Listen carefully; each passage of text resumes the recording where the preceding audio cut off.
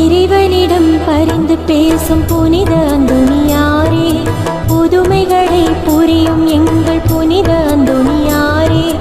இறைவனிடம் பரிந்து பேசும் புனித அந்தோணியாரே, புதுமைகளை புரியும் எங்கள் புனித அந்தோணியாரே. சரணமையா சரணமையா உந்தன் பாதம் சரணம்.